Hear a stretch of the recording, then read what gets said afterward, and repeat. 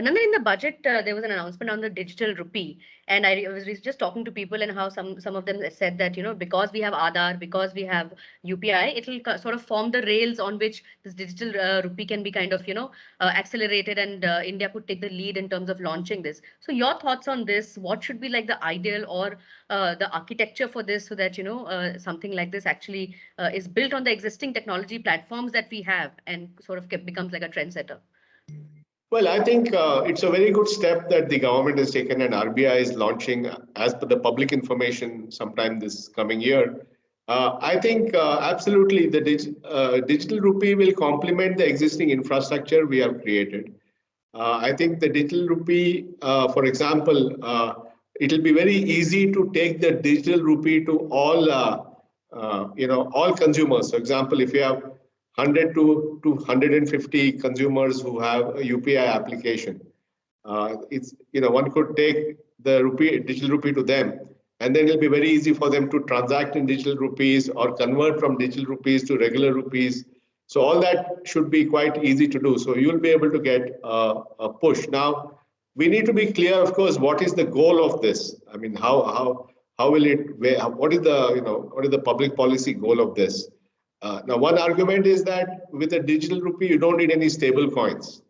What has happened in the US is that you have many stable coins that are based on the dollar, but stable coins can also become unstable coins if there is a run on that currency, because people are not clear about whether the reserves behind those stable coins are adequate in case everybody wants to convert it to real dollars, right?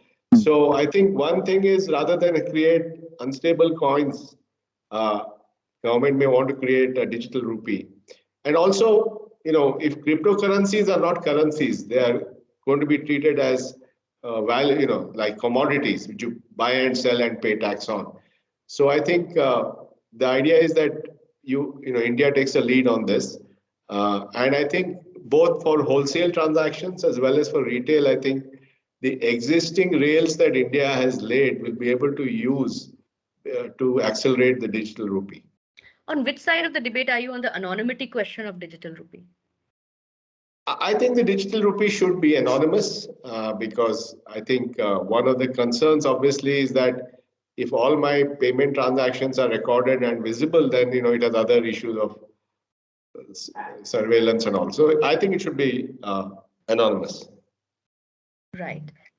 Okay, I wanted to get your views also on this NFT and Metaverse and Web3. What does it do to the internet as we know it today? Moving from a place where we are kind of passively consuming content and in a way interacting to being actually living in that, internet. I think there are multiple threads in this, Surabhi. One is, of course, the Metaverse will presumably create a more immersive way of functioning in the digital world. So it'll be more like realistic. You'll be in a meeting and you'll actually be sitting next to an avatar of somebody else.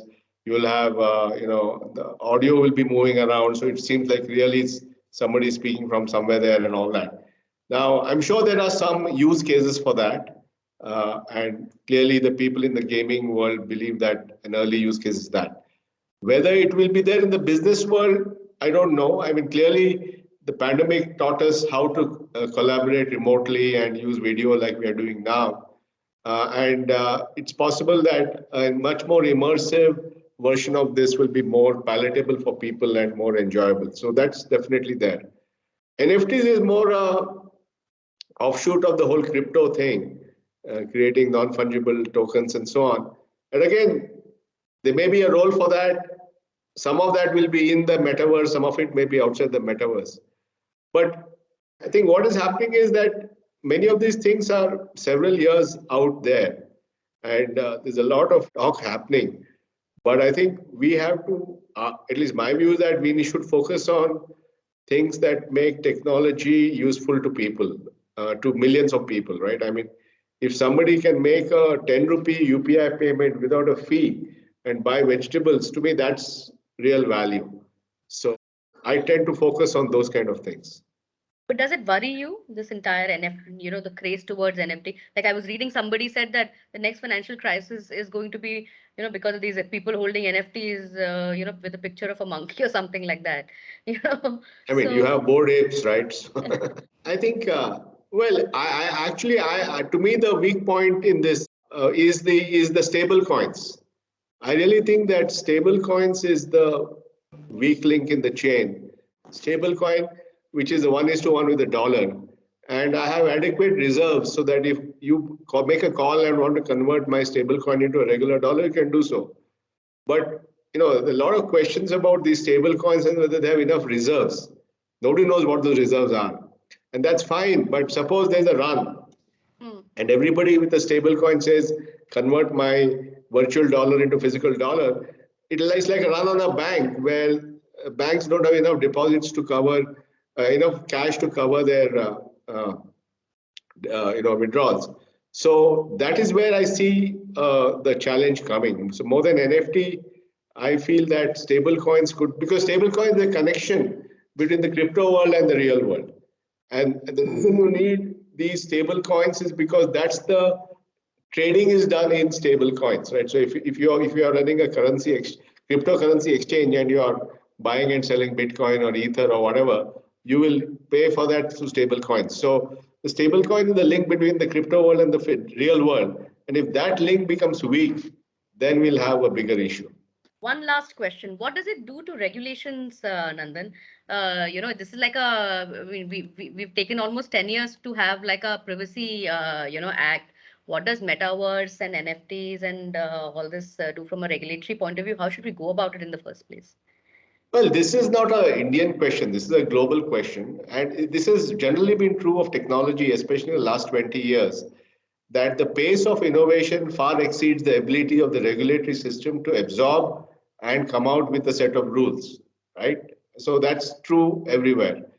Now, I think to that extent, I think in India at least, I feel that we're doing the right things. First, we are recognizing the concept of digital assets, and we are saying that the trading of digital assets should have a tax rate of 30% or whatever. So it's recognizing that they exist, but saying that if you buy and sell that and make money, then you're making money like anything else, and you have to pay your share of taxes. So that's a good thing. Second is saying that cryptos are not currencies, but store value which you can buy and sell. So they're more like commodities. I think that's a good thing. Third is that recognizing that stable coins can be potentially weak links in the chain, coming out with a CBDC is a good thing. So I think by and large, I think India is bearing around to the right set of decisions on cryptos. I think that's about it. Thank you so much. That's it from my side. Thanks so much for sparing the time, and it was a really great conversation.